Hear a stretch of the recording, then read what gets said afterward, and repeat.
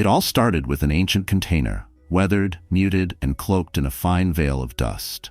It wasn't intended to be found, yet it revealed itself, tucked away in the attic of a quiet home in Virginia Beach, a city known not just for its oceanfront, but for being the longtime dwelling of Edgar Cayce. It was here, according to murmured stories, that Cayce may have left behind something beyond spiritual foresight. The box bore no name, no seal, no clue to its origin. Inside, carefully concealed in faded fabric and brittle parchment, was a packet bearing a chilling message, to be opened only after 70 years. Someone disobeyed. Someone, unable to resist the pull of the unknown, unsealed what was never meant to be disturbed. Since then, the contents have been whispered about on obscure forums, banished from the web, reappearing like a ghost before vanishing again. Some insist they saw it once. Others cry forgery. But those deeply familiar with Cayce, his cadence, his gentle poise, even in the face of unsettling truths, affirm that what surfaced was genuine, a private exchange never meant for public ears. A recording, allegedly captured in 1944, just months before Cayce's passing, holds a peculiar conversation between him and an unnamed individual, not a scholar, not a journalist, but someone with an uncanny intuition, someone unafraid to peer into the abyss. The dialogue is focused on what Cayce described as the 7 thresholds after death, phases through which every spirit must navigate after departing the physical realm. But what truly disarms the reader is not the mention of death. It's the implications about what comes after, and what that reveals about our current lives. The document begins with a sobering statement.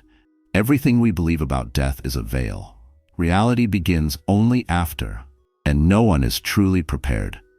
A time when the veil between the seen and the unseen grows thinner. Not through magic, but through consciousness.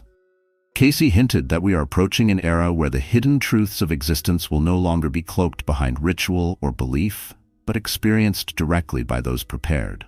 He warned, however, that such direct access carries great peril. Without grounding, a person may lose themselves in the vastness of what they discover. This is why, he said, so many ancient civilizations chose amnesia over awakening. They knew the truth, but turned from it. He noted that wisdom and madness drink from the same stream. The deciding factor is not knowledge itself, but whether the soul is anchored in love or in fear.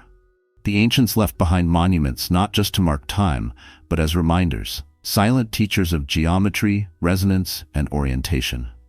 Not to worship the stars, but to align with the heavens. The final prophecy, scattered in fragments, whispered a choice that humanity must face. An inward reckoning more than an external cataclysm. Cayce described a moment when every soul alive would feel a shift, an inner tremor, as if the ground beneath their certainty had begun to dissolve. In his trance-like dictations, he speaks of the calling of the deep root, a phrase that no scholar has been able to fully decode. Some suggest it refers to genetic memory, a call to the earliest selves, the purest forms, before language, before culture.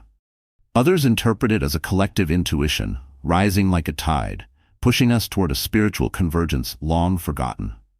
Among these pages is a line often cited by those who have studied Cayce in secretive circles. Before the stars blink, you will remember who you are, and the remembering will remake the world. It was never meant as poetry. It was, perhaps, a literal forecast. This remembrance, he said, would not come as a lightning bolt. It would be subtle, incremental, like a sunrise creeping over the mind. It would come through images, dreams, déjà vu, inexplicable tears, an ache not of the body but of the soul. And for those who resist it, who cling too tightly to what is known, the transformation may feel like unraveling.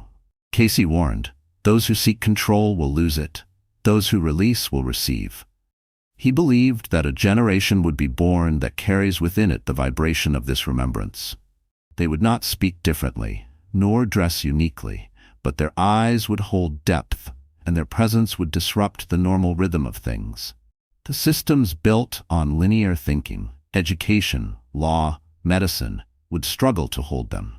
Not because these systems are malicious, but because they were designed for another level of awareness, one that no longer fits. And just when it seems the world is on the brink of fracture, something else begins to stir, a whisper of integration. He described this as the Great Unfolding, a period where the knowledge of the 7 levels is not just studied but embodied, where rituals become lived experience, where boundaries between living and dead, self and other, dissolve not into chaos, but into coherence. This, he hinted, is what the seventh level reveals, but not through speech, only through being.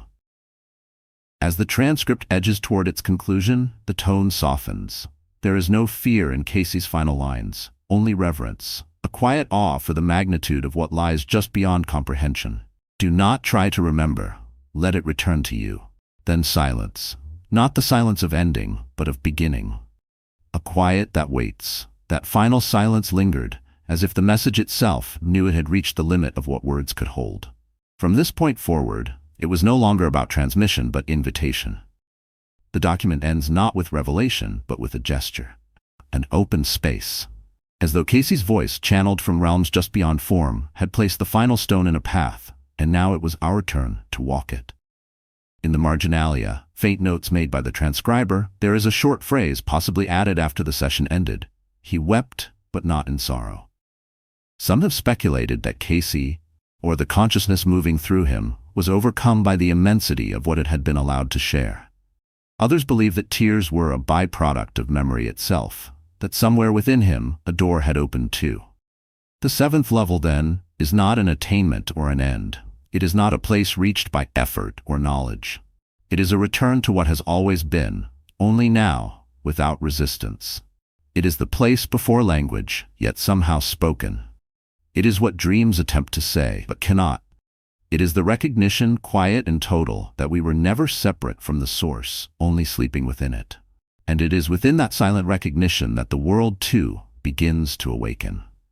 Cayce's legacy, if it survives, will not be his predictions or his healings. It will be this: that something once buried in time is rising again, not to repeat the past but to transmute it.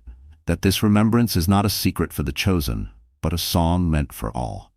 That beneath the chaos, the forgetting, and the noise, there is a rhythm, a deep and ancient hum, calling us home, not to escape this world, but to finally, fully be in it. If something in this message stirred you, however faintly, don't rush to define it. Sit with it, let it echo.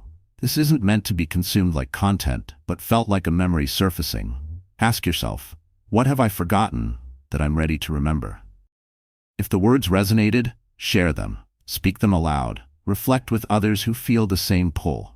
These moments of quiet recognition, scattered across the world, are how the remembrance begins. You are not alone in feeling this shift.